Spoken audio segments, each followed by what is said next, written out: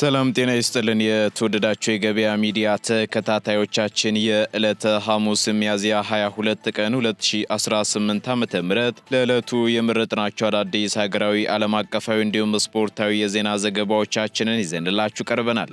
የዜና ዘገባዎቻችንን ስፖንሰር ያደረገልን አጋራችን ደግሞ የሮሃ ፎሬክስ ቢሮ ነው።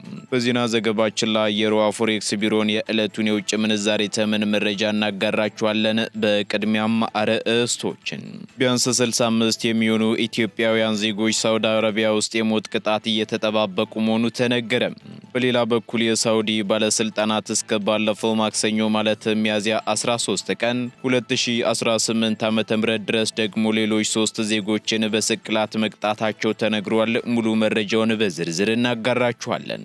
ከውጪ በኢራን ላይ እየተካሄደ ስላለው ጦርነትና ስለወደፊት ወታደራዊ እቅድ ለመጀመሪያ ጊዜ በኮንግረስ ቀርበው ማብራሪያ የሰጡት የአሜሪካው መከላከያ ሚኒስተር በጦርነቱ እስካሁን ድረስ 25 ቢሊዮን ዶላር ወጪ መደረጉን ገልጸው ለቀጣይ የጦር መሳሪያ ግንባታና ለድሮን ቴክኖሎጂ የሚውልም 1.5 ትሪሊዮን ዶላር በጀት እንዲፈቀድ ጠይቀዋል። በዚሁ ማብራሪያ ወቅትም ከዲሞክራት የኮንግረስ አባላት በኩል ጠንከር ያለ ተቃውሞ የቀረበ ሲሆን ተቃዋሚዎቹ ጦርነቱ ያለ ኮንግረስ ፍቃድ እየተካሄደ መሆኑንና የተቀመጠው የ60 ቀናት የጊዜ ገደብ ማለፉን በመጥቀስ ሚኒስተሩን ወቅሰዋል። በዝርዝር ይዘነዋል። እስራኤል በጋዛ ሰርጥ ያላትን ወታደራዊ የቁጥጥር ቀጠናዋን በማስፋት የጋዛን መሬት 2/3 ወይንም 60% ያህል እንድትቆጣጠር የሚያደርጋትን አዲስ ካርታ ይፋ አደረገች። በካርታው ላይ ደግሞ ብርቱካናማ መስመር ተብሎ የተከለለው አዲሱ ወሰን ቀደም ሲል ቢጫ መስመር ተብሎ ከሚጠራውና ለረድኤት ሰራተኞች ደህንነቱ የተጠበቀ ነው ተብሎ ከታሰበው ቀጠና አልፎ ወደ ውስጥ ዘልቆ የገባ ነው ተብሏል። በዝርዝር የምትሰሙት መረጃችን ነው። ፕሬዝዳንት ዶናልድ ትራምፕ ለእስራኤሉ ጠቅላይ ሚኒስትር ቤንያሚን ኔታንያሁ በሊባኖስ ላይ የሚፈጸሙ ወታደራዊ ማንኛውም ጥቃቶች እጅግ ጥንቃቄ የተሞላባቸው ወይንም ሰርጂካል ብቻ እንዲሆኑ አሳሰቡ።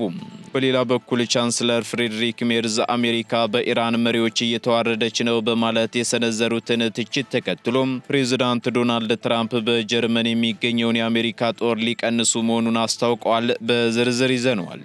የተወደዳችሁ የገበያ ሚዲያ ተከታታዮቻችን እነዚህንና ስፖርታዊ መረጃዎችን ጨምሮ ሌሎች ለዕለቱ የመረጥናቸው መረጃዎችን ይዘንላችኋል። አሁን ደግሞ በዝርዝር ወደምንመለከታቸው ዜናዎቻችን እናልፋለን።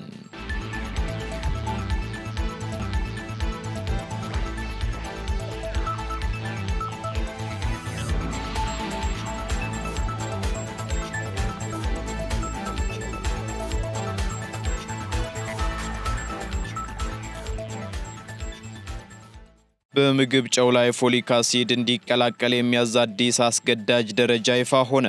በጤናው ዘርፍ የሚታዩ ችግሮችን ለመቅረፍ በተለይም ከእናቶችና ሕፃናት ጤና ጋር በተያያዘ የምግብ ጨው በፎሊክ አሲድ እንዲበለጽግ የሚያዝ አዲስ አስገዳጅ ደረጃ መጽደቁን የኢትዮጵያ ደረጃዎች ኢንስቲትዩት አስታውቋል። ቀደም ሲል የምግብ ጨው በአዮዲን ብቻ እንዲበለጽግ ይደረግ የነበረ ቢሆንም አሁን ግን ከጤና ሚኒስቴርና ከሌሎች ባለድርሻ አካላት ጋር በተደረገ ጥናት መሰረት ፎሊክ አሲድ እንዲጨምርበት ተወስኗል። ይህ አዲስ ደረጃ የወጣው ደግሞ በሀገራችን ኢትዮጵያ በፎሊክ አሲድ እጥረት ምክንያት የሚከሰቱ የነርቭ ስርዓት ችግሮችን ለመከላከል ታስቦ ነው ተብሏል። ደረጃው ተግባራዊ እንዲሆን ለጨው አምራቾች የ3 ወር የዝግጅት ጊዜ የተሰጠ ሲሆን በዚህ ጊዜ ውስጥ አስፈላጊውን የቴክኒክ ድጋፍና ስልጠና ከኢንስቲትዩቱ እንደሚያገኙም ተገልጿል።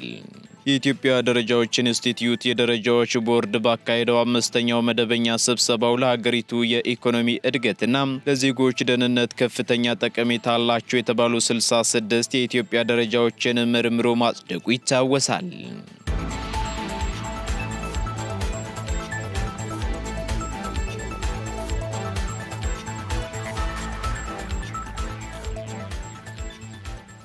ቢያንስ 65 የሚሆኑ ኢትዮጵያውያን ዜጎች ሳውዲ አረቢያ ውስጥ የሞት ቅጣት እየተጠባበቁ መሆኑ ተነገረ።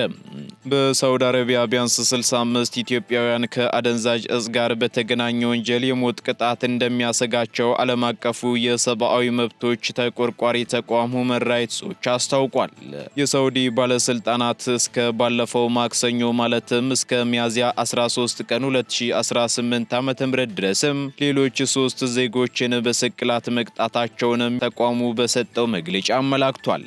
በሁመን ራይትስ ዎች የስደተኞችና የፍልሰተኞች መብት ከፍተኛ ተመራማሪ ናዲያ ሃርድማን ሳውዲ አረቢያ በመንግስታዊ የፍርድ ሂደት የመታደም መብት በመፈለግ የኃይል ጥቃት ላልተቀላቀለ ወንጀል በሞት ለመቅጣት መዘጋጀቷ ለፍልሰተኞች መብትና ሕይወት ክብር ያለመስጠትን ያንጸባርቃል ብለው የሳውዲ አረቢያ አጋሮችም ጊዜው ከማለፉ በፊት በአፋጣኝ ጣልቃ እንዲገቡ ሲሉ ጠይቀዋል። በሌላ በኩል ሁመን ራይትስ ዎች ሳውዲ አረቢያ አሲር ግዛት በሚገኘው ካሚስ ሙሻይት እስር ቤት ስለሚገኙት 3 እስረኞች መረጃ ያላቸውን ሰዎች ስለ ጉዳዩ መጠየቁን ተከትሎም 3ቱም እስረኞች በቅርቡ ሰሜን ኢትዮጵያ ትግራይ ክልል ጦርነት በነበረበት ወቅት በየመን በኩል ወደ ሳውዲ አረቢያ የተሰደዱ ኢትዮጵያውያን ስለመሆናቸው አሳውቋል ሲል ዶቼ ቬለ ዘግቧል። ይህን አንገብጋቢ ጉዳይ ተከትሎም ሁመን ራይትስ ዎች የሚመለከታቸው መንግስታት ሳውዲ አረቢያ የሞት ቅጣት እንድታነሳ ግፊት እንዲያደርጉም አሳስቧል።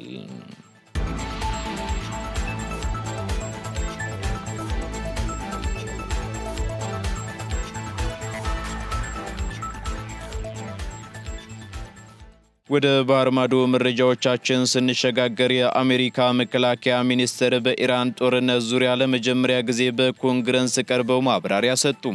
የአሜሪካው መከላከያ ሚኒስትር ፒት ሄግሴት በኢራን ላይ እየተካሄደ ስላለው ጦርነትና ስለ ወደፊቱ ወታደራዊ እቅድ ለመጀመሪያ ጊዜ በኮንግረስ ቀርበው የህዝብ ምስክርነት ሰጥተዋል። ሚኒስትሩ በምስክርነታቸው ወቅት የኢራን የኒውክሌር መሰረተ ልማቶች ሙሉ በሙሉ መውደማቸውን ገልጸው ለቀጣይ ወታደራዊ ስምሪትም ግዙፍ በጀት ጠይቀዋል። ሄግሴት ለምክር ቤቱ እንደተናገሩት በኢራን ላይ የተከፈተው ጥቃት የሀገሪቱን የኒውክሌር ምኞት ለማክሸፍ የተሳካ ነበር ሲሉም ተደምጠዋል። ይሁን እንጂ ጦርነቱ እስካሁን ድረስ 25 ቢሊዮን ዶላር ወጪ የጠየቀ ሲሆን አስተዳደሩም ለቀጣይ የጦር መሳሪያ ግንባታና ለድሮን ቴክኖሎጂ የሚውልና በታሪኩ ከፍተኛ የተባለ 1.5 ትሪሊዮን ዶላር በጀት እንዲፈቀድለትም ጠይቋል። በምስክርነቱ ወቅትም ከዲሞክራቲክ ኮንግረስ አባላት በኩል ጠንከር ያለ ተቃውሞ የቀረበ ሲሆን ተቃዋሚዎቹ ጦርነቱ ያለ ኮንግረስ ፍቃድ ዋር ፓወርስ ሪዞሉሽን እየተካሄደ መሆኑንና የ60 ቀናት የጊዜ ገደብ ማለፉን በመጥቀስ ሚኒስተሩን ወቅሰዋል። በተጨማሪም የኢራን የኒውክሌር ተቋማት ከወደሙ ጦርነቱ ለምን እንደሚቀጥልም ጥያቄ አንስተዋል። ሚኒስትር ሄግሴት በበኩላቸው ጦርነቱን የሚቃወሙ ወገኖች ተስፋ የቆረጡ ሲሉ የገለጹ ሲሆን ፕሬዝዳንት ዶናልድ ትራምፕን ግን ታላቅ ተደራዳሪ በማለት ተከላክለዋል። ጦርነቱን ተከትሎ ኢራን የሆርሙዝ የባህር መተላለፊያን መዝጋቷ በዓለም አቀፍ የነዳጅ ዋጋ ላይ ከፍተኛ ጫና እያሳደረ መሆኑን በመድረኩ ላይ ተነስቷል። ይህ የሚኒስትሩ የመጀመሪያ የህዝብ ምስክርነት መድረክ ደግሞ በአሜሪካ የፖለቲካ ልሂቃን መካከል በኢራኑ ጦርነት ዙሪያ ያለውን ጥልቅ ልዩነት ይፋ ያወጣ እንደሆነ ተገልጿል።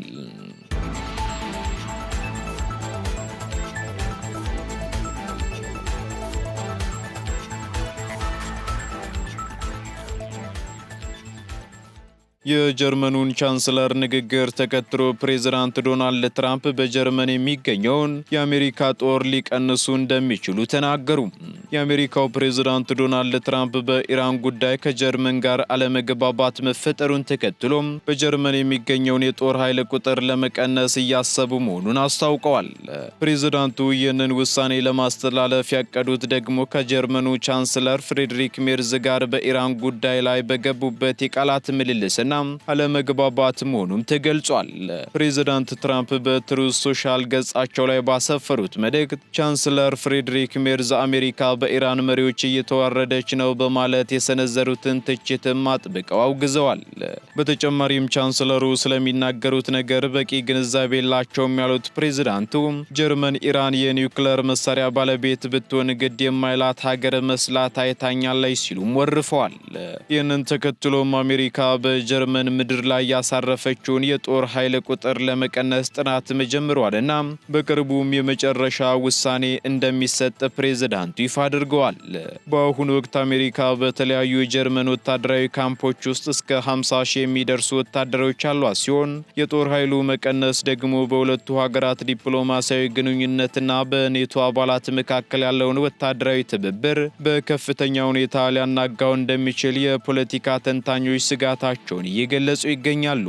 ቻንስለር ፍሬድሪክ ሜርዝ በበኩላቸው አሜሪካ ከኢራን ጋር በምታደርገው የኃይል ፉክክር ዙሪያ ያላቸውን አቋም በግልጽ ማሳወቃቸው የሚታወስ ቢሆንም ለፕሬዝዳንት ዶናልድ ትራምፕ አዲስ ማስፈራሪያ እስካሁን የሰጡት ይፋዊ ምላሽ የለም።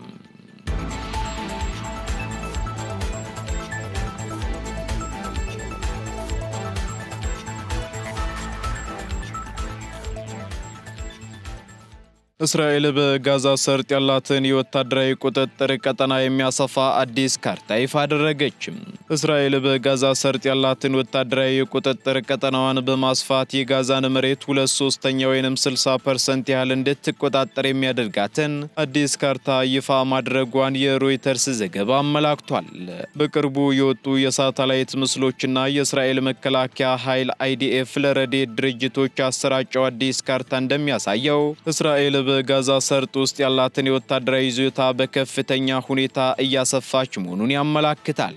በዚህም አዲስ ይፋ በተደረገው ካርታ ላይ ብርቱካናማ መስመር ተብሎ የተከለለው አዲሱ ወሰን ቀደም ሲል ቢጫ መስመር ተብሎ ከሚጠራውና ለረድኤት ሰራተኞች ደህንነቱ የተጠበቀ ነው ተብሎ ከታሰበው ቀጠና አልፎ ወደ ውስጥ ዘልቆ የገባ ነው ተብሏል። ይህ መስፋፋት ደግሞ በሺዎች የሚቆጠሩ ተፈናቃይ ፍልስጤማውያን መጠለያ ያደረጉባቸውን አካባቢዎች ወደ እስራኤል ወታደራዊ የቁጥጥር ክልል ውስጥ የሚከተው ስለመሆኑም ተነግሯል። እስራኤል ደግሞ ይህንን ቀጠና የመከላከያ ቀጠና በማለት የጠራችው ሲሆን ዓላማውም ድንበር ተሻጋሪ ጥቃቶችን ለመከላከል እንደሆነ ገልጻለች። ሆኖም የሳተላይት መረጃዎች እንደሚያሳዩት ከሆነ ደግሞ እስራኤል በእነዚህ አካባቢዎች ቋሚ የሆኑ ወታደራዊ ምሽጎችን፣ መንገዶችንና የድንበር ማገጃዎችን እየገነባች ስለመሆኑ አመላክተዋል። ይህ በእንዲህ እንዳለ የሰብአዊ መብት ተሟጋቾችና የተራድኦ ድርጅቶች በበኩላቸው ይህ አዲስ ወሰን በጋዛ ውስጥ ያለውን የሰብአዊ ድጋፍ ስርጭት ይበልጥ አስቸጋሪ እንደሚያደርገውና በሲቪሎች ላይም የሚያደርሰውን አደጋ እንደሚጨምር ስጋታቸውን ገልጸዋል።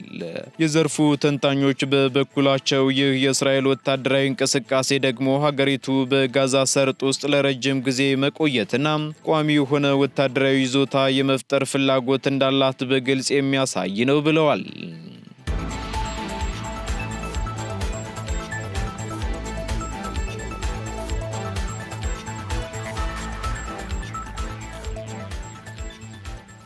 በአሜሪካ ቁጥጥር ስር ውሎ ከነበረው የኢራን የንግድ መርከብ ጋር ተይዘው ከነበሩ 28 ሰራተኞች መካከል 6ቱ ተለቀቁ። በአሜሪካ ባህር ኃይል ተይዞ በነበረው ቱስካ በተሰኘው የኢራን የንግድ መርከብ ላይ ከነበሩት 28 ሰራተኞች መካከል 6ቱ ተለቀው ወደ አገራቸው መመለሳቸውን የኢራን መገናኛ ብዙሃን ዘግበዋል። የኢራን ታስኒም የዜና ወኪል እንደዘገበው 6ቱ ሰራተኞች ተለቀው ኢራን የገቡ ቢሆንም አሁንም 22 ሰራተኞች በመርከቡ ላይ እንደሚገኙ በማሳወቅ የኢራን ባለስልጣናት ደግሞ ቀሪዎቹን ሰራተኞች ለማስለቀቅ ዲፕሎማሲያዊ ጥረት እያደረጉ መሆኑን ገልጿል። የቱስካ መርከብ ደግሞ በአሜሪካ ማዕከላዊ እዝ የተያዘው በኦማን ባህረ ሰላጤ ውስጥ በሚያዝያ ወር አጋማሽ ላይ ሲሆን መርከቡ የተያዘው የተጣለውን ዓለም አቀፍ ማዕቀብ አልቀበልም በሚል ምክንያት እንደሆነ አሜሪካ ማስታወቋ ይታወሳል።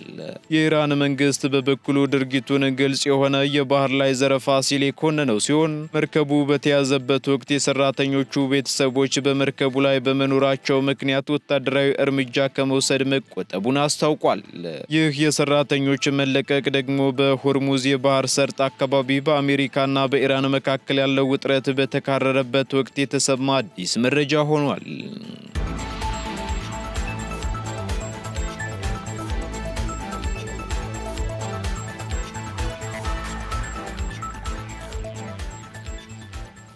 ወደ መጨረሻው ዝርዝር መረጃችን ስንሸጋገር ፕሬዝዳንት ዶናልድ ትራምፕ ለእስራኤሉ ጠቅላይ ሚኒስትር በሊባኖስ ላይ የሚፈጸሙ ሁሉም ወታደራዊ ጥቃቶች እጅግ ጥንቃቄ የተሞላባቸው ወይንም ሰርጂካል ብቻ እንዲሆኑ አሳሰቡ።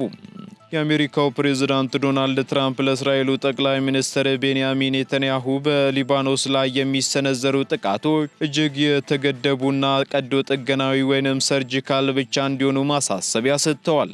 ፕሬዝዳንቱ ከኤክሲዮስ ጋር በነበራቸው ቆይታ እንደገለጹት የእስራኤል መከላከያ ሰራዊት በሊባኖስ የሚገኙ ህንፃዎችን ከማፍረስ እንዲቆጠብና ጥቃቶቹን በታለመላቸው ኢላማዎች ላይ ብቻ እንዲያተኩሩ ለኔታንያሁ በግልጽ መናገራቸውን አስታውቀዋል። ትራምፕ አክለውም የህንፃዎች መውደም ደግሞ እስራኤል በዓለም አቀፍ ደረጃ ያላትን ገጽታ የሚያበላሽ መሆኑን ገልጸዋል። ይህ የፕሬዝዳንቱ ጥሪ የመጣው ደግሞ በሊባኖስና በእስራኤል መካከል ተደርሶ የነበረው የተኩስ አቁም ስምምነት በተደጋጋሚ ጥሰቶች ምክንያት ስጋት ላይ በወደቀበት ወቅት ነው። ፕሬዝዳንት ትራምፕ የተኩስ አቁሙ ለተጨማሪ 3 ሳምንታት እንዲራዘም ጥረት ቢያደርጉም በሁለቱ ወገኖች መካከል የሚደረገው የተኩስ ልውውጥ ግን አሁንም ቀጥሏል። በሌላ በኩል ትራምፕ ለሊባኖስ ውድመት ኢራንንና ሂዝቦላህን ተጠያቂ ያደረጉ ሲሆን ሊባኖስ ወደ ቀድሞ ክብሯ መመለስ የምትችል ሀገር ስለመሆኗም ገልጸዋል። በመጪዎቹ ሳምንታትም ፕሬዝዳንት ዶናልድ ትራምፕ የሁለቱን ሀገራት መሪዎች በዋይት ሀውስ ተቀብለው በሚያነጋግሩበት ወቅት ጉዳዩ ዋነኛ አጀንዳ እንደሚሆን ይጠበቃል።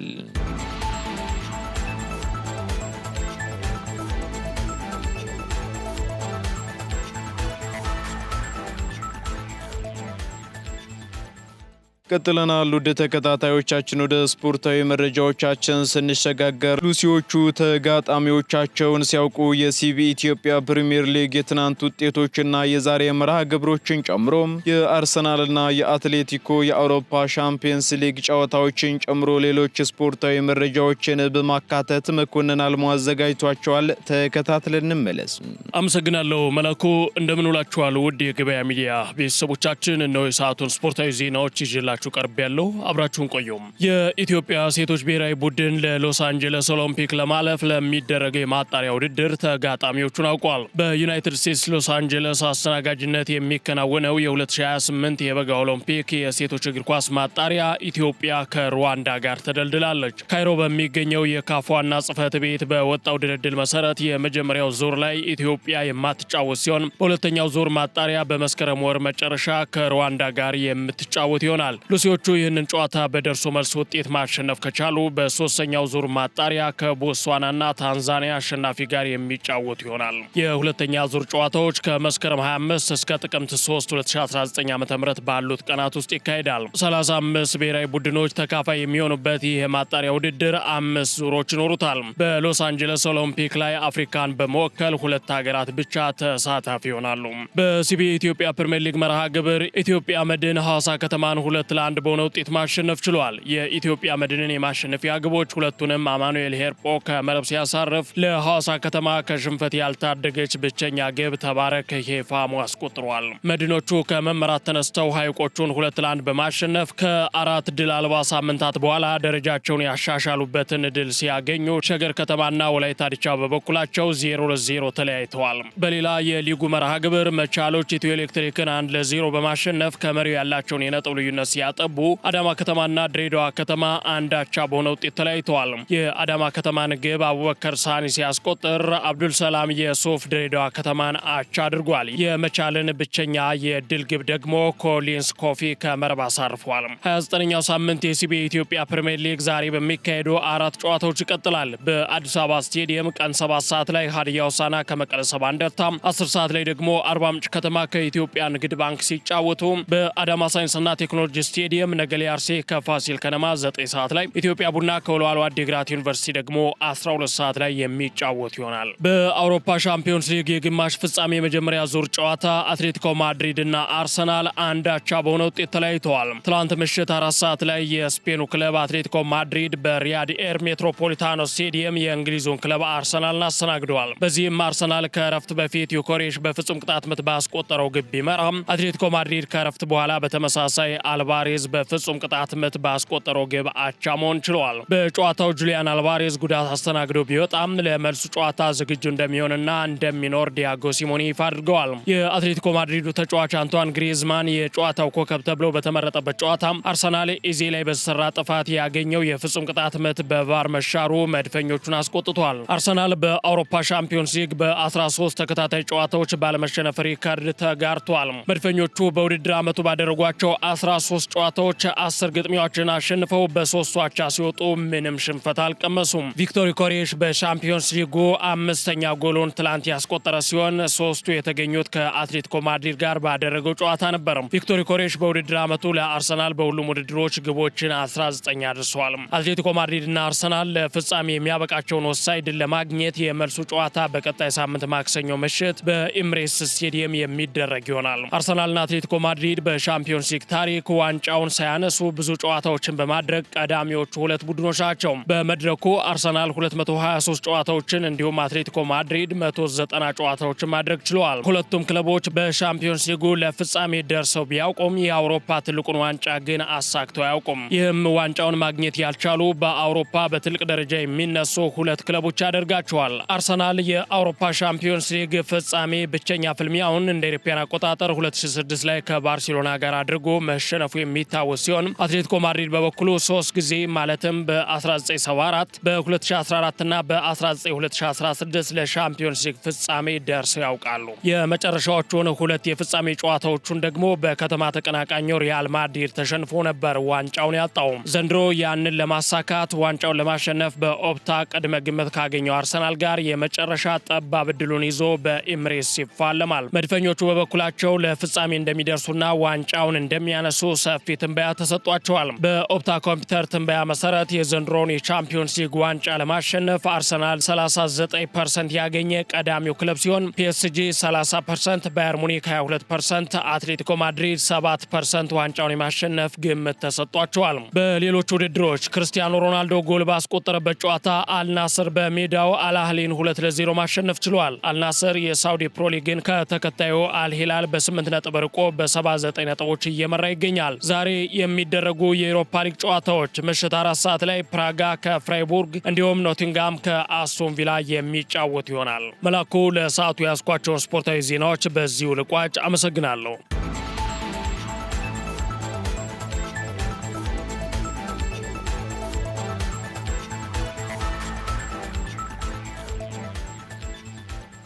ከስፖርታዊ መረጃዎቻችን ተመልሰናል። የተወደዳችሁ የገበያ ሚዲያ ተከታታዮቻችን፣ በመጨረሻም የሮሃ ፎሬክስ ቢሮን የዕለቱን የውጭ ምንዛሬ ተመን መረጃ እናጋራችኋለን። በዚህም አንድ የአሜሪካ ዶላር 175 ብር ከ5 ሳንቲም እየተገዛ 178 ብር ከ55 ሳንቲም እየተሸጠ ይገኛል። ፓውንድ ስተርሊንግ 230 ብር ከ40 ሳንቲም እየተገዛ 235 ብር እየተሸጠ ይገኛል። ዩሮ ደግሞ 200 ብር ከ55 ሳንቲም መግዣው ሲሆን መሸጫው ደግሞ 204 ብር ከ56 ሳንቲም ሆኗል። ስዊስ ፍራንክ 218 ብር ከ90 ሳንቲም እየተገዛ 223 ብር ከ27 ሳንቲም እየተሸጠ ይገኛል። የተባበሩት አረብ ኤምሬት ድራም ደግሞ 47 ብር ከ42 ሳንቲም መግዣው ሲሆን መሸጫው ደግሞ 48 ብር ከ36 ሳንቲም ሆኗል። የሳውዲ ሪያል እንዲሁ 46 ብር ከ25 ሳንቲም እየተገዛ 47 ብር ከ17 ሳንቲም እየተሸጠ ይገኛል። የቻይናው ዩዋን 24 ብር ከ49 ሳንቲም እየተገዛ 24 ብር ከ97 ሳንቲም እየተሸጠ ይገኛል። የካናዳ ዶላር ደግሞ 122 ብር ከ5 ሳንቲም እየተገዛ 124 ብር ከ49 ሳንቲም እየተሸጠ መሆኑን የሮሃ ፎሬክስ ቢሮ የዕለቱ የውጭ ምንዛሬ ተመን መረጃ ያመላክታል።